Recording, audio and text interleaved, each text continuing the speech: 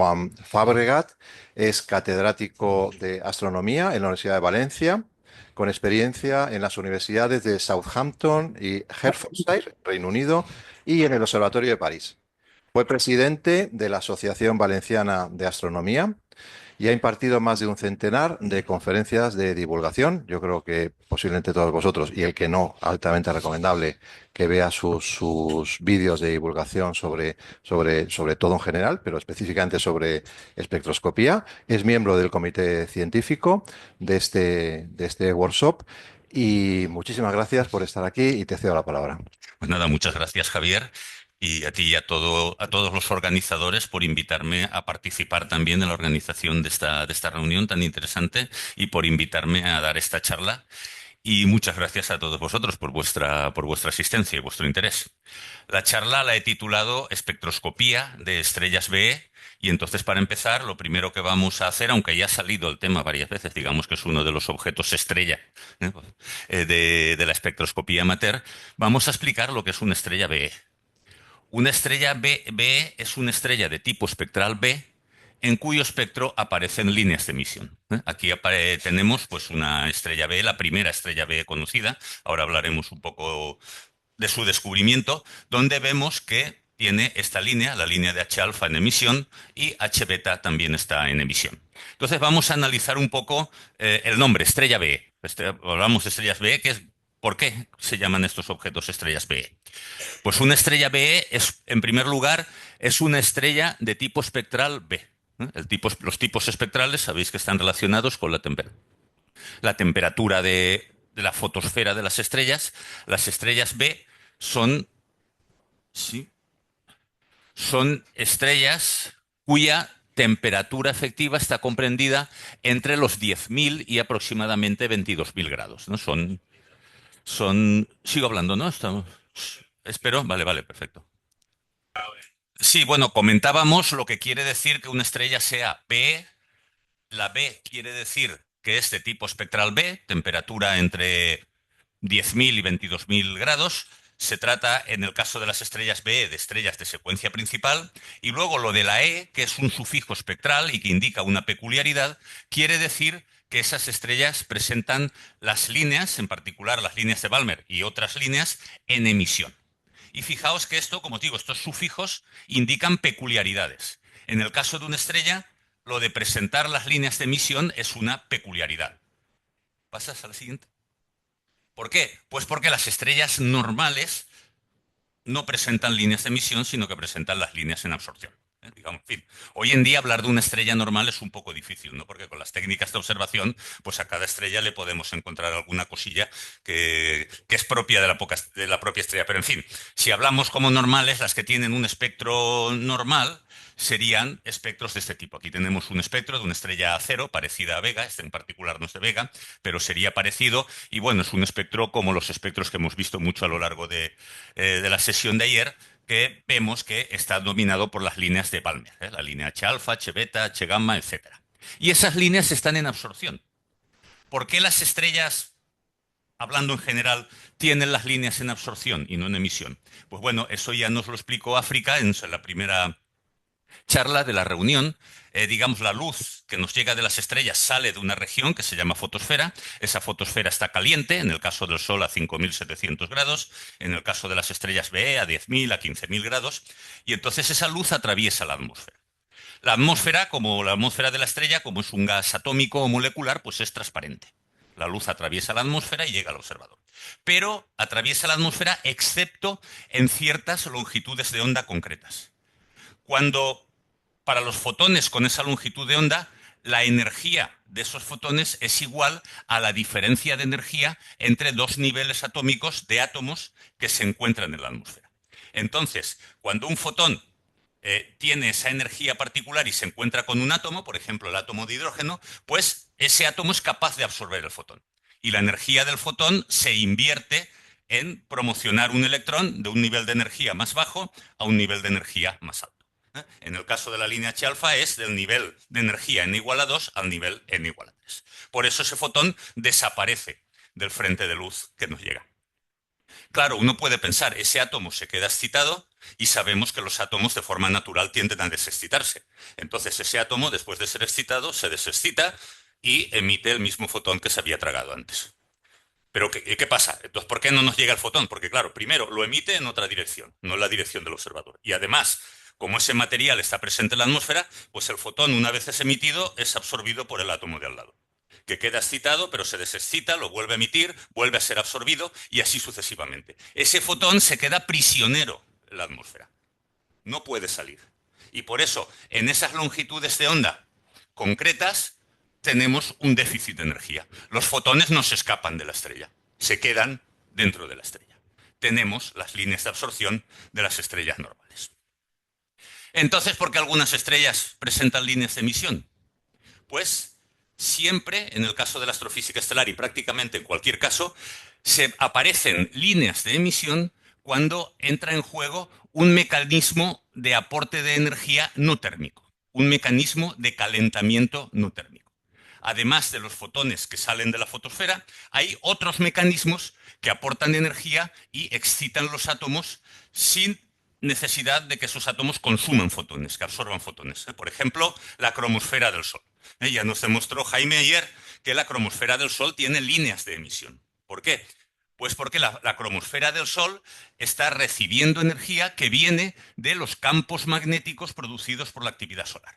En el Sol tenemos campos magnéticos que afloran sobre la superficie, llegan muy alto en la atmósfera, transportan energía y entonces esos campos magnéticos, bueno, también hay ondas acústicas, ondas mecánicas que se producen en las zonas de afloramiento de las células de convección, pero vaya, llega energía que no es la radiación de la fotosfera y que excita los átomos. Esos átomos luego se desexcitan y emiten fotones. Se excitan sin absorber fotones, se excitan por el campo, los ha calentado el campo magnético, los han calentado las ondas acústicas, se desexcitan y entonces emiten fotones. Como la cromosfera del Sol y es la alta atmósfera con una densidad muy pequeña, pues esos fotones se escapan, no son absorbidos y llegan a la Tierra y llegan a las cámaras de Jaime y los podemos ver en en esas fotografías. Siempre que vemos líneas de emisión, tenemos un mecanismo de calentamiento no térmico. Y eso es lo que sucede en las estrellas B. En las estrellas B lo que tenemos es que alrededor de la estrella hay un disco de materia. Eso lo vamos a ver a continuación. Y entonces en ese disco de materia, alrededor de la estrella, que está más frío que la fotosfera de la estrella, se produce un fenómeno que se llama la recombinación del hidrógeno y de otros elementos. ¿Qué es la recombinación? Eso lo que quiere decir es que, como las estrellas B son calientes, tienen una emisión importante en la región violeta y ultravioleta del espectro. Esa radiación es ionizante. Entonces, la luz ultravioleta de la fotosfera ioniza los átomos del disco circunestelar, que dan los electrones libres. Esos electrones libres luego vuelven a ser capturados por los átomos. Al ser capturados entran en capas electrónicas de alta energía y de esas van bajando a la de menor energía. Y cada bajada produce la emisión de un fotón. Entonces, este es el mecanismo no térmico por el cual las envolturas circunestelares alrededor de las estrellas B presentan líneas de emisión. Las estrellas B se conocen desde hace mucho tiempo, desde hace más de 150 años. La primera estrella B, Gamma Cassiopea, cuyo espectro presentábamos antes, pues fue descubierta por uno de los pioneros de la espectroscopía, el padre Angelo Secchi, del Observatorio del Vaticano. Y aquí vemos pues, de los primeros espectros que hacía Secchi, eran espectros visuales, ¿no? Él ponía, digamos que el detector de su espectrógrafo era su ojo, ¿no? Ponía un ocular a la salida del detector y ponía el ojo y dibujaba lo que veía, ¿no? Entonces él ya se dio cuenta, empezó una clasificación espectral, que no es la que ha pasado a la historia, digamos que la que ha pasado a la historia fue la que se inició en Yerkes y que luego derivó en el sistema de Morgan y Keenan, que es el que usamos en la actualidad. Entonces él habló de varios tipos espectrales, él veía estrellas blancas y azules que presentaban, pues bueno, típicamente las líneas de Balmer. Él veía estrellas de tipo solar con muchas líneas, estrellas más frías con bandas moleculares, pero se dio cuenta que en algunas estrellas esas líneas que aquí en negro estaban en absorción, él veía defecto de luz, aquí tenían exceso. Este es el artículo de descubrimiento publicado en 1866 en Astronomische Nachrichten. Fijaos que es un artículo escrito en francés presentado en una revista alemana por un astrónomo italiano. En fin, estas cosas eran relativamente normales en el siglo XIX.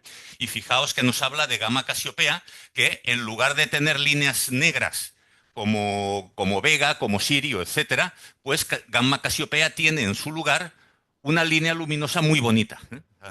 A ligne lumineuse très belle, y mucho más brillante que todo el resto del espectro. Entonces, fijaos que las estrellas B se conocen desde hace mucho tiempo y además, bueno, se sigue observando por cuestiones que vamos a ver ahora mismo, pero no son, pese a que esto de las líneas de emisión sea una peculiaridad, no quiere decir que haya muy pocas estrellas así muy raras que presentan esto.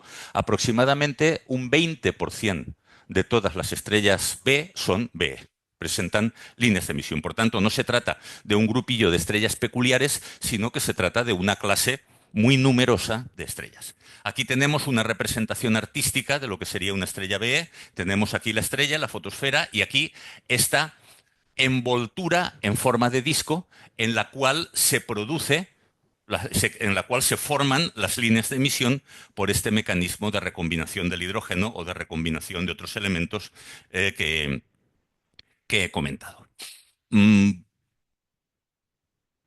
¿Vas a la siguiente? Bien, vamos a ir viendo aquí algunos espectros de la línea H-alfa, de las estrellas B. Fijaos, pues aquí tenemos un espectro parecido al de Gamma Casiopea y otros espectros que hemos estado viendo. Vemos aquí, pues bueno, tenemos el continuo, esto es alta resolución, tenemos un rango espectral muy pequeño. Tenemos, pues, bueno, el continuo y una línea de emisión. Sin embargo, las líneas de emisión en las estrellas B tienen morfologías muy diferentes, además de la simple línea de emisión, ¿eh? Fijaos, aquí tenemos que esta línea de emisión es doble y que hay una pequeña absorción en el centro. Y esto se puede modelizar con software de análisis espectral, pues ajustando pues perfiles teóricos, perfiles gaussianos o perfiles de Voigt a las líneas para intentar entrar un poco en la física de lo que está pasando en esa envoltura circunestelar. Aquí tenemos, bueno, en este caso, pues un simple ajuste nos sirve. Fijaos que aquí esta línea la podemos modelizar con dos líneas teóricas, por así decirlo. Una en absorción y otra en emisión. Claro, cuando estamos observando una estrella, estamos viendo los espectros de las estrellas B, son espectros con dos componentes. Tenemos, por una parte, el espectro de la fotosfera de la estrella, que tiene las líneas en absorción, y tenemos, por otra parte, el espectro del disco, que tiene las líneas en emisión. Si la emisión no es muy potente, pues no llega a llenar por completo la línea de absorción de la fotosfera. Entonces, vemos en el espectro compuesto las dos componentes, la línea de absorción de la fotosfera y la línea de emisión del disco. Fijaos que la línea de la fotosfera siempre va a ser un poco más estrecha que la del disco. ¿Por qué? Porque el disco de la estrella B es casi kepleriano, cuasi kepleriano. Las órbitas de las partículas que forman el disco son, digamos que son partículas, el gas está girando alrededor de la estrella a una velocidad kepleriana, una velocidad correspondiente a su órbita. Entonces, como digamos, al principio, cuando se forma la línea está girando más deprisa, la línea aparece más ancha. Cuando nos vamos a las partes más externas del disco, la línea nos va a desaparecer más estrecha porque digamos que este ensanchamiento se debe al efecto Doppler. Pasamos a la siguiente. Aquí tenemos otros espectros compuestos. En este caso de aquí, la línea es doble. Esto es también muy común en estrellas B. La línea es doble y la podemos modelizar con dos componentes simples. Esto sucede, y lo vamos a ver ahora más en detalle, en estrellas que nos presentan una cierta inclinación. Cuando la estrella no la estamos viendo desde el polo, sino que la estamos viendo a una cierta inclinación, pues digamos que como ese disco está girando alrededor de la estrella, tenemos parte del disco que se está acercando al observador, por tanto, la línea que se forma ahí aparece corrida al azul por efecto Doppler, y luego tenemos otra parte del disco que se está alejando del observador. Y por tanto, la parte de la línea que se forma en esa región aparece corrida al rojo. Por eso tenemos estas dos líneas, digamos, la línea está desdoblada en dos líneas, la que se forma en la parte del disco que se acerca al observador y la que se forma en la parte del disco que se aleja. Y luego tenemos también casos más complejos en que podemos modelar la línea con dos emisiones y una absorción, pero en este caso mucho más estrecha que la de la fotosfera. ¿Esto cuándo sucede? Cuando estamos viendo el disco, estamos viendo la estrella por el ecuador. Estamos viendo la estrella por el ecuador, estamos viendo el disco de canto, por así decirlo. Entonces, tenemos las dos componentes separadas por efecto Doppler, la que se acerca al observador y la que se aleja, pero si el disco lo estamos viendo de canto, el disco, además de emitir, también está absorbiendo luz de la fotosfera que la está tapando. Entonces hay una pequeña absorción. Y como las partes que absorben son las que están más alejadas, las que se mueven a una velocidad menor, entonces tenemos esta línea de absorción más estrecha. Aquí tenemos bueno, una explicación de esto que acabo de decir. La forma de la línea depende básicamente de la orientación con la cual estamos viendo la estrella. Si la estamos viendo desde el polo, sería esta situación A, entonces nosotros vemos el espectro de la fotosfera y el espectro del disco. Vemos la composición de ambos. Entonces tenemos estas líneas simples, como la que veíamos en Gamma Casiopea y el primer ejemplo que he puesto antes. Si la estamos viendo a inclinaciones intermedias, es cuando las líneas se nos desdoblan. Tenemos parte del disco que se acerca al observador, parte del disco que se aleja, eso se separa por efecto Doppler y tenemos las líneas dobles. Y cuando estamos viendo en la dirección del disco, tenemos ese mismo efecto del desdoblamiento, pero además tenemos la absorción del disco. Fijaos que si estamos observando desde aquí, el disco emite, pero el disco a su vez también está absorbiendo luces, nos está tapando la fotosfera, nos está absorbiendo luz de la fotosfera. Entonces se produce, en medio de esas dos líneas de absorción, de emisión, se produce una absorción debida a la fotosfera. Entonces, básicamente, el aspecto que tienen las líneas de emisión en las estrellas B dependen primero de la intensidad del disco. Si el disco tiene poca intensidad, digamos que la línea que vemos es una composición de la línea fotosférica en absorción más la línea del disco en emisión, o si tiene una intensidad muy grande, pues digamos que domina la emisión del disco. Y y luego, además de esta relación, depende también del ángulo de inclinación. Según el ángulo de inclinación, pues vamos a ver una morfología de la línea u otra. De hecho, esto es útil porque uno de los parámetros más difíciles de determinar en física estelar es la velocidad de rotación. Cuando medimos velocidades de rotación de líneas de absorción con técnicas espectroscópicas normales, realmente no estamos midiendo la velocidad de rotación de la estrella, estamos midiendo la velocidad de rotación proyectada. Porque si tenemos digamos que el ensanchamiento de las líneas es por efecto Doppler, pero si estamos viendo la estrella desde el polo, ahí no hay ningún efecto Doppler, ahí no hay ninguna parte de la estrella que se acerque y se aleje. Si la estamos viendo por el ecuador exactamente, entonces sí, la velocidad que medimos por el ensanchamiento de la línea es la velocidad real de rotación de la estrella. Pero en casos intermedios tenemos la velocidad proyectada.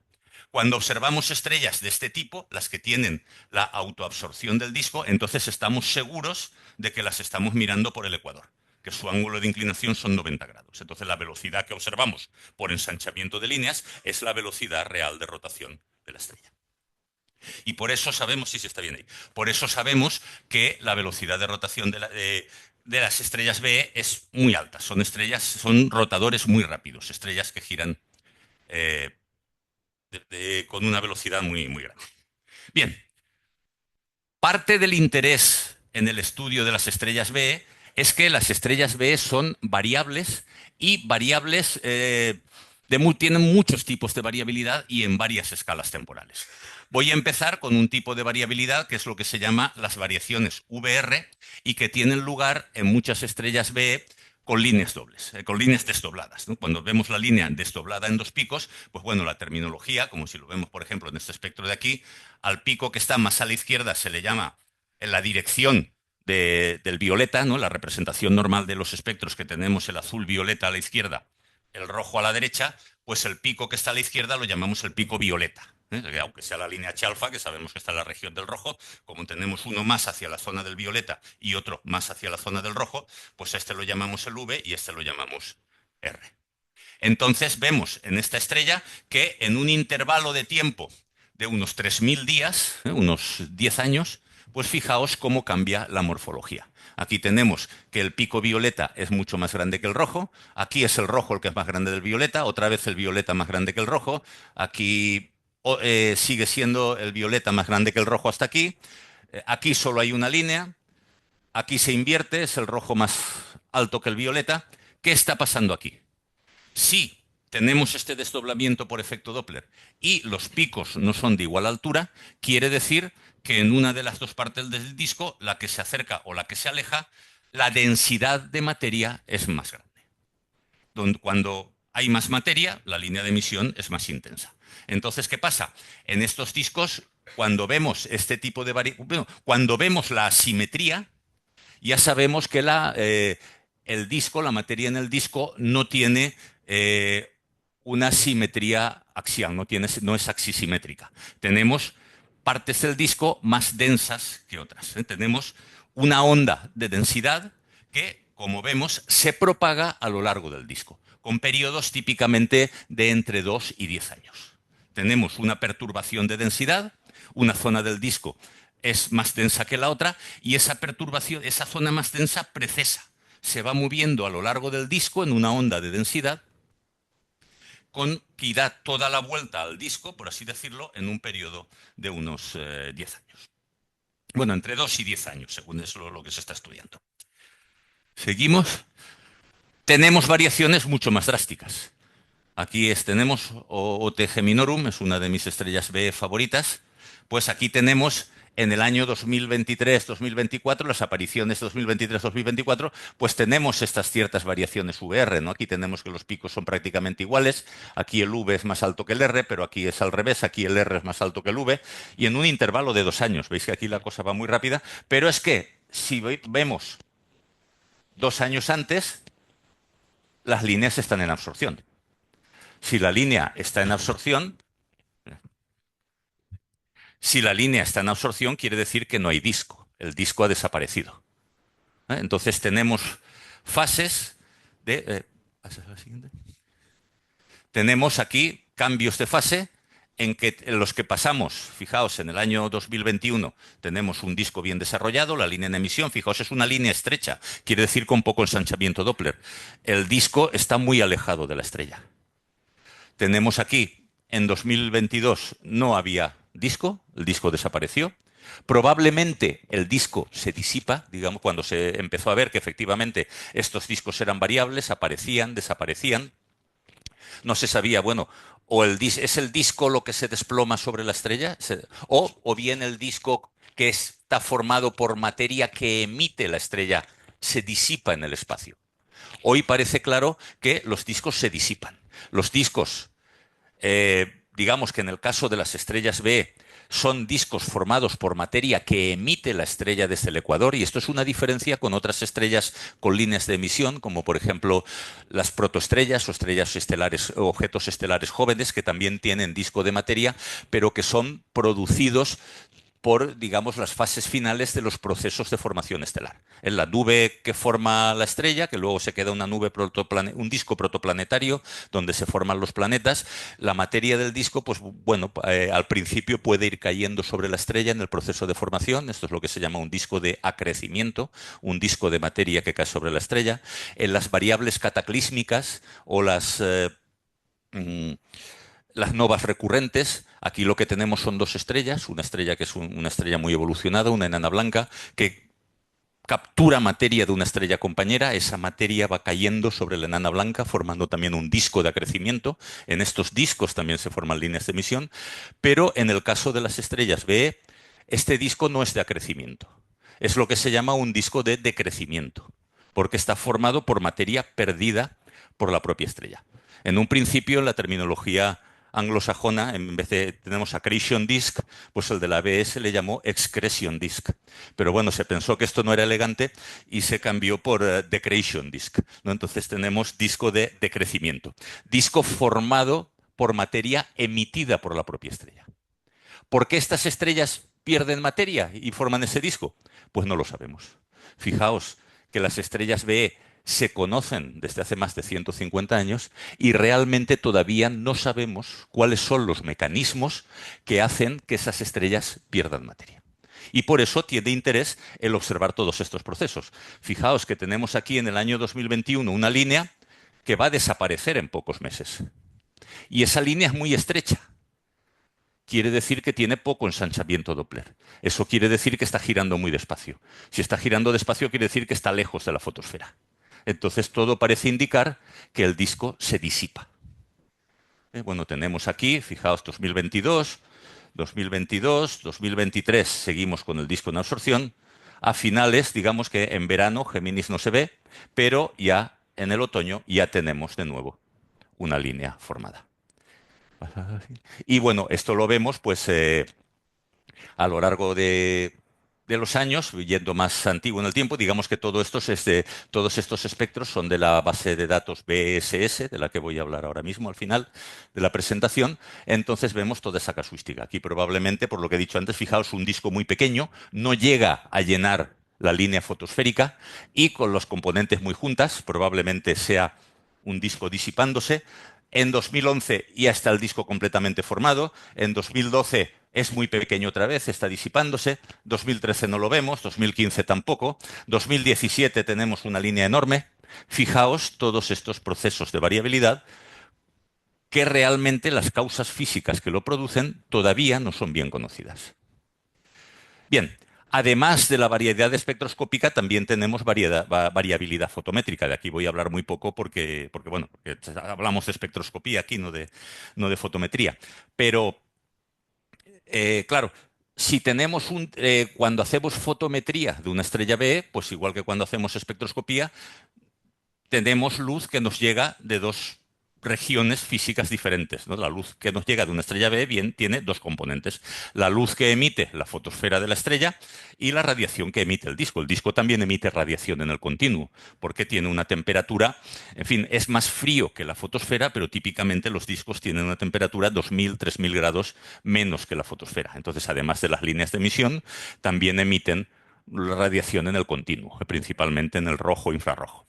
Entonces, claro, esa variación de los discos hace que la luz de las estrellas también varíe. Entonces, y vemos que esa variabilidad fotométrica pues, presenta aspectos muy diferentes. Hay variabilidad tipo outburst. Tenemos que la estrella pues, prácticamente no es variable y de repente aumenta su brillo. Pues para media magnitud, en este caso, no es muy común, pero hay estrellas que tienen estos aumentos de brillo, media magnitud. Aquí tenemos variaciones muy rápidas, aquí tenemos, pues bueno, una variabilidad intermedia, aquí tenemos otro tipo de variabilidad. Entonces, fijaos que son estrellas variables, fotométricas y espectroscópicas y con varias escalas de variación. Fijaos que aquí la escala es de días, el intervalo este son 500 días, como año y medio, entonces vemos que son variaciones seculares, ¿no? Variaciones, digamos, de largo periodo. Pero además, las estrellas B también son estrellas pulsantes. Tienen pulsaciones no radiales parecidas a las beta CFI y a las SPB, SPB, Slowly Pulsating B-Type Stars, que vemos que con periodos de horas también presentan estas pulsaciones.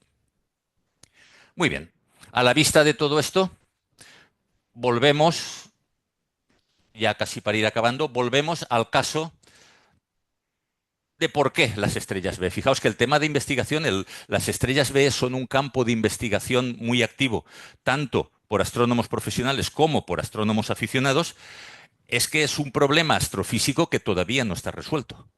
Todavía no sabemos por qué este tipo de estrellas emiten materia, pierden materia por el ecuador. Sí que se sabe que hay varios ingredientes que pueden contribuir. Por ejemplo, la velocidad de rotación. Aquí tenemos un ejemplo, esta es la estrella B más brillante del cielo, Achernar, Alpha Eridani, es la novena estrella por brillo en todo el cielo, es una estrella B, y esto es una imagen reconstruida a partir de interferometría óptica, con el VLTI, el interferómetro de los telescopios VLT del Observatorio Europeo Austral en Chile. Entonces podéis ver que el diámetro ecuatorial es bastante más grande que el diámetro polar. Eso es porque la estrella está girando muy deprisa y eso hace que por fuerza centrífuga, pues el ecuador, el radio ecuatorial se extienda, ¿no? Se haga más grande. Se sabe que las estrellas B son rotadores rápidos. En general, son rotadores rápidos. En el caso de Alpha Eridani, que pongo para ilustrar esta cuestión, es un caso muy interesante y que dio lugar a mucha literatura, a muchos trabajos científicos, pues hará ya unos 15 años. Cuando se tomó por primera vez esta imagen, pues, y se hizo esta reconstrucción. Fijaos que esto no es exactamente una imagen, ¿no? Esto viene de interferometría. Lo que observamos son bandas de interferencia y a partir de ahí de la interferometría construimos la imagen. Entonces, cuando se publicó este trabajo, lo que decían es que el resultado que presentaban es que el radio ecuatorial era 1,53 veces el radio polar. Pues bien, esto no puede ser. Si el radio ecuatorial fuese más de una vez y media el radio polar, eso quiere decir que la estrella está girando a una velocidad mayor que la velocidad de ruptura. Fijaos que aquí, si la estrella gira muy deprisa, la estrella, el radio ecuatorial, se ensancha por fuerza centrífuga. Puede llegar un límite que la estrella gire tan rápido que la fuerza centrífuga supere la gravedad. Digamos que se da cuando la fuerza centrífuga es igual a la gravedad. El radio ecuatorial es una vez y media el radio polar. Si superamos ese valor de una vez y media, quiere decir que la fuerza centrífuga es mayor que la gravedad y que la estrella se rompe. ¿Sí? Si el radio ecuatorial es mayor, si la fuerza centrífuga es más que la gravedad, la estrella se rompe, pierde materia. Entonces, claro, esto dio lugar a mucho debate, como es que aquí además se veía que no estaba emitiendo materia, ¿no? No tenía líneas de emisión en este momento, claro. Luego, como digo, hubo muchos trabajos sobre este asunto y entonces lo que se vio es que no, es que cuando se tomó esta imagen se pensaba que la estrella no tenía disco. Pero se pudo comprobar que sí, que tenía un disco muy pequeño. Entonces esta reconstrucción está contaminada por la presencia de un pequeño disco. Haciendo los estudios con más cuidado, se vio que no, que el radio ecuatorial era próximo a una vez y media el radio polar, pero no lo superaba, no superaba esa vez y media. Entonces, todo esto viene al hilo de lo que comentaba. Sabemos que las estrellas BE como clase son rotadores rápidos, es decir, giran, pero está comprobado por muchos estudios que se han hecho en los últimos 20 años, que típicamente la velocidad de rotación es del 80% de la velocidad de ruptura. La velocidad de ruptura sería esa velocidad de rotación para la cual la fuerza centrífuga en el ecuador supera a la gravedad y entonces la estrella pierde materia. Claro, podríamos pensar, si efectivamente se superase ese valor, pues ya tenemos el mecanismo de formación del disco. Cuando la estrella gira a esa velocidad, como la fuerza centrífuga es mayor que la gravedad, pues bueno, la materia se escapa. Se consideró esa posibilidad, pero no. Se comprueba que no giran a la velocidad de ruptura. Giran cerca de la velocidad de ruptura. Por eso, esa velocidad de rotación tan rápida tiene que tener algo que ver con el que se emita materia, pero falta algo más. Solo eso no basta. Eh, Se postula también que esas pulsaciones que hemos visto, las estrellas B son pulsantes, la mayoría, que esas pulsaciones, digamos que la energía de la pulsación podía añadir esa energía que falta a la materia que está girando cerca de la velocidad de ruptura, podía añadir esa energía que falta para lanzar la materia fuera. Y de hecho, a finales del siglo pasado, 1900, casi el año 2000, hubo un trabajo muy impactante en el que un grupo de astrónomos del Observatorio Europeo Austral predijeron cuándo se iba a producir un outburst, una erupción de materia de una estrella, de Mu Centauri, una de las estrellas B más brillantes del hemisferio sur. Ellos vieron que tenía varios modos de pulsación y entonces calcularon cuándo se iba a producir la interferencia constructiva de todos esos modos de pulsación. Y en el momento, y ellos predijeron, calcularon los periodos, calcularon cuándo se iba a producir esta interferencia constructiva y predijeron que en ese momento se iba a producir un outburst. Y se produjo. Entonces decimos, ya lo tenemos. Claro, el problema es que esto es un caso único. Solo se ha observado este comportamiento en esta estrella, quizá en una o dos más, pero en general no. Entonces, bueno, ¿qué idea tenemos hoy en día? Que la rotación rápida tiene que ver, que las pulsaciones probablemente tengan que ver, pero que en definitiva todavía no tenemos un modelo físico que explique por qué este tipo de estrellas, que son muchas, ya como os he comentado, no es un grupito pequeño de estrellas muy peculiares, sino que son el 20% como mínimo de todas las estrellas B, ¿por qué? ¿Qué mecanismo hace que pierdan materia por el ecuador? ¿No? Y es un problema importante de la física estelar hoy en día. Eso hace que sea un campo de investigación muy activo y además que es un campo de investigación al cual los aficionados pueden contribuir. Y por eso es uno de los campos estrella, que ya ha salido aquí varias veces en este workshop, la investigación sobre estrellas B. Este trabajo es muy adecuado para la actividad del astrónomo aficionado, primero porque hay muchas estrellas B muy brillantes. Fijaos, la más brillante, Archenar, es de magnitud 0, magnitud 0,5. Luego tenemos Delta Scorpii, tenemos Gamma Cassiopeia, tenemos que son de magnitud 2 y Beta Canis Minoris es de magnitud 3. Y hasta magnitud 5 tenemos varias decenas de estrellas y hasta magnitud 7 tenemos centenares. Entonces, digamos que es una investigación que es accesible a la instrumentación del aficionado. Además, son periodos de variabilidad muy largos, o sea que no es un objeto que tienes un espectro y ya has acabado con él. Conviene relacionar, conviene seguir cómo evolucionan los discos, cómo se forman, cómo desaparecen, para relacionarlo con otras propiedades de la estrella, quizá con las pulsaciones, para intentar encontrar esos mecanismos para entender básicamente el fenómeno B, que no lo entendemos, que el fenómeno B, ¿cuál es ese mecanismo que produce la eyección de materia? Entonces, digamos que para abordar este problema, pues se creó hace, bueno, alrededor del año 2000, se creó, bueno, un poco después, se creó en el Observatorio de París, dirigido por Coralie Neiner y Bertrand de Batz, este proyecto, el proyecto de BSS, la base de datos espectroscópicos de estrellas B. Es un proyecto que mm, agrupa o que propone a los observadores que envíen los espectros que obtienen de las estrellas B y en esta base de datos, pues se agrupan esos espectros, se muestran estos espectros y se ofrecen a la comunidad científica internacional de forma libre, tanto a profesionales como a aficionados, ¿no? Digamos que el acceso a los datos que están en la base de estrellas B son completamente libres para aprovechar estos espectros en los estudios sobre la física, la variación de la envoltura circunestelar de las estrellas B. Fijaos, aquí tenemos cómo se puede usar esta base de datos. Bueno, no lo he dicho antes, pero bueno, tenemos dos niveles, el nivel de usuario y el nivel de contribuidor. ¿No? Empiezo con el nivel de usuario, pues el nivel de usuario, pues simplemente tenemos un formulario de búsqueda, por ejemplo, aquí, bueno, podemos buscar grupos de estrellas, ¿no? Pues por varios parámetros, por la magnitud, por el tipo espectral, por la velocidad de rotación proyectada, en fin, por fechas, o simplemente ver todos los espectros de una estrella. Fijaos el dato de arriba, esto lo hice hace un par de días, ¿no? Por tanto, es actual.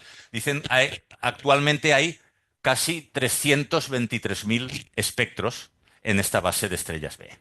Bueno, digamos que hay unos pocos menos, por lo que voy a decir ahora, porque los espectros tomados con un espectrógrafo Shell se cuentan cada uno de los órdenes, ¿no? Entonces, cada espectro Shell contribuye como unos 30 espectros de la base de datos, ¿no? Entonces, no, digamos, no hay 300.000 espectros independientes, pero varias decenas de miles sí que los hay. Si vamos a esta base de datos, pues fijaos que aquí tenemos para esta estrella Delta Scorpii, una de las más brillantes del cielo, como he dicho, magnitud 2, pues tenemos una serie de espectros. Tenemos, digamos, la fecha en que se ha tomado el espectro. Fijaos, este último es del 5 del 5 de abril de este año. Vemos que hay un seguimiento. Tenemos todos estos del año 2025 en esta aparición. Digamos que Scorpio está recién apareciendo ahora por la noche, pues ya tenemos varios espectros de Delta Scorpii. Podemos simplemente ver el espectro o podemos descargarlo. Fijaos, si le damos a plot, pues podemos ver el espectro. Aquí tenemos, pues bueno, un espectro de espectroscopía de rendija de la línea H alfa de Delta Scorpii. Fijaos que ahora es una línea muy desarrollada. Esta estrella que, como digo, se descubrió como BE en el año 2000, 1999 exactamente creo, bueno, 1999-2000, no recuerdo. Hasta entonces se consideraba un estándar espectroscópica, su línea estaba en absorción. Fijaos, desde 20-25 años a esta parte tiene una línea de emisión potente y permanente, no presenta estas variaciones como la que veíamos antes. Y aquí tenemos, como decía, pues los espectrógrafos Shell. Eh, en el espectrógrafo Shell, digamos que están los órdenes por separado, pero cuando uno se baja el fichero, pues se baja todos los órdenes en ficheros separados y uno puede trabajar con cada uno de ellos. Pues fijaos, tenemos aquí pues varias características espectrales. La línea de H alfa la tenemos aquí. Tenemos, bueno, las líneas de la atmósfera que aparecen en todos los espectros. Y bueno, seguimos el espectro. Aquí tenemos, sí, tenemos H beta, H gamma creo que aparece en la siguiente. Tenemos aquí la línea H gamma, también en emisión, pero fijaos que aquí la emisión es menos intensa. Podemos ver claramente la línea fotosférica y la línea de emisión en medio. Y bueno, así sucesivamente con todos los espectros. Y bien, esto a nivel de usuario, a nivel de contribuidor, pues bueno, en la propia página web, pues hay instrucciones detalladas para quien quiera contribuir con sus espectros a esta base de datos. No digamos que hay que registrarse y luego hay que cumplir una serie de normas, ¿no? De condiciones que tiene que reunir el espectro que se envía para que la base de datos tenga cierta homogeneidad. Y esta base de datos pues se ha revelado como un instrumento científico importante. Hay muchos artículos, más de un centenar de artículos profesionales basados en la explotación de los espectros que tenemos en esta base de datos. Aquí tenemos pues un ejemplo reciente, fijaos, publicado este año, donde tenemos, bueno, estrellas recién nacidas observadas después de la transferencia de masas. Este trabajo es muy interesante porque digamos que se está haciendo en coordinación con el Observatorio Espacial TESS. Digamos que hay una coordinación que invita a los astrónomos aficionados en su mayoría que contribuyen a la base de datos a observar ciertas estrellas en el intervalo de tiempo que van a ser observadas por TESS. Entonces tenemos a la vez la fotometría de muy alta precisión de TESS y los espectros que van apareciendo en la base de datos. Y fijaos que todos los que han contribuido a ese esfuerzo o todos aquellos cuyos espectros se han utilizado a la hora de redactar uno de estos trabajos, pues aparecen como autores. Fijaos aquí, pues prácticamente todos los que aparecen aquí al final son aficionados, contribuidores de la base de datos y bueno, podemos encontrar algunos nombres conocidos, ¿no? Olivier Gard, que nos dio la segunda charla de este workshop. Tenemos a Joan Guarro, que es aficionado y además creo que es el siguiente ponente, creo, aunque creo que va a ser online la ponencia, que es uno de los principales contribuidores a la base de datos. Tenemos a Christian Buil, ¿no? Cuyo nombre también ha aparecido por aquí en esta reunión. En fin, muchos espectroscopistas aficionados que aparecen como autores. Y bueno, aquí tenemos otro ejemplo. Este es uno que tuve ocasión yo de revisar este artículo antes de que fuese publicado. Y pues lo mismo. En este caso se hace un estudio muy profundo de la variabilidad en los últimos 10 años de una estrella peculiar en la cual se crean Olbus con mucha frecuencia y que se estaba buscando si tenía un comportamiento parecido a este de Mu Centauri, que he dicho antes, ¿no? Que sí, como en esta estrella se han observado también las pulsaciones estelares, ver si efectivamente eh, la interferencia constructiva de esas pulsaciones podía tener algo que ver con los episodios de eyección de materia que se han observado. Y de nuevo, pues tenemos aquí, pues bueno, en fin, de nuevo Olivier Gard, de nuevo Joan Guarro y en fin, muchos otros astrónomos aficionados cuyo nombre pues quizá os suenen algo. Bien, y con esto acabo ya. Digamos que la idea de la presentación era, pues, bueno, presentar la problemática de las estrellas B, explicar por qué son un tema interesante para la investigación y accesible a los aficionados, y bueno, invitaros a todos los espectroscopistas que si os interesa este tema de las estrellas B, pues que os inscribáis en la base de datos BSS y contribuyáis con vuestros espectros al estudio de las estrellas B. Muchísimas gracias. Muchísimas gracias. Tenemos 2 minutos para preguntas, por favor. ¿Alguien en la sala?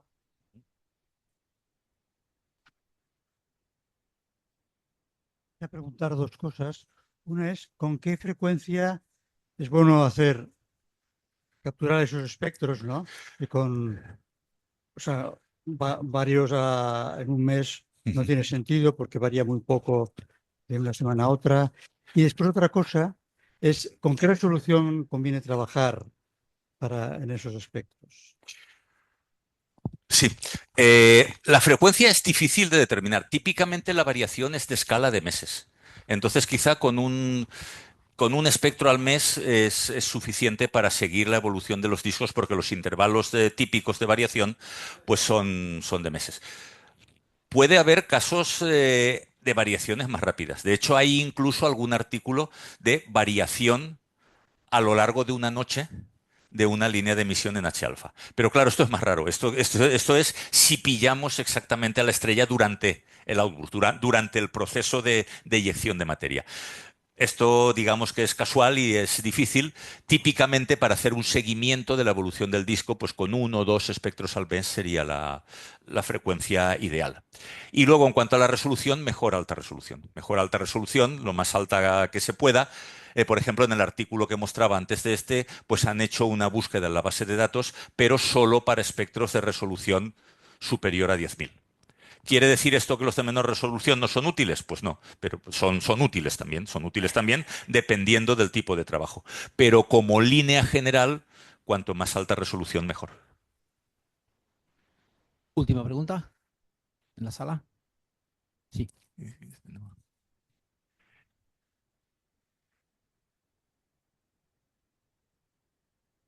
Gracias, Juan. Una charla excelente. Una pregunta que tengo es, ¿qué ocurre con el disco, ¿vale? Cuando se separa de la estrella? ¿Cuál es la interacción con el medio interestelar? O sea, ese disco no desaparece así por las buenas, tiene que tener algún tipo de interacción con el medio interestelar.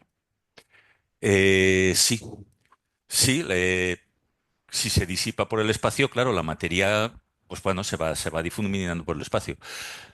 Lo que pasa es que los efectos que pueda tener en general son difíciles de determinar porque como las estrellas B son objetos algo evolucionados, no son de secuencia principal, pero no están, digamos, ya han superado todos los procesos de formación estelar, pues normalmente se las encuentra en medios con poca materia. En fin, va más allá de la composición promedio del medio interestelar, ¿no? Digamos, son estrellas B, por tanto las encontramos en el disco de la galaxia. En el disco de la galaxia sabemos que hay bastante materia, pero vaya, no con una densidad suficiente como para que veamos esas interacciones, ¿no? Como sucede con las eyectas de supernovas. En fin, ahí hay muchísima más materia, por supuesto. Aquí es una pequeña cantidad de materia que se mezcla con un medio poco denso. Entonces, en fin, salvo casos peculiares, no hay lo que se llaman binarias BX, son una estrella B formando un sistema doble con una estrella de neutrones. Entonces sí que se ve que hay relación entre la evolución del disco y la caída de materia sobre la estrella de neutrones que produce emisión en rayos X. Pero de la mezcla de un disco que se disipa con el medio interestelar, que yo sepa, no hay datos observacionales porque hay poca cantidad de materia comparado con otros procesos astrofísicos y medio interestelar que no tiene una densidad muy alta. Muchísimas gracias. Aquí terminamos. Gracias.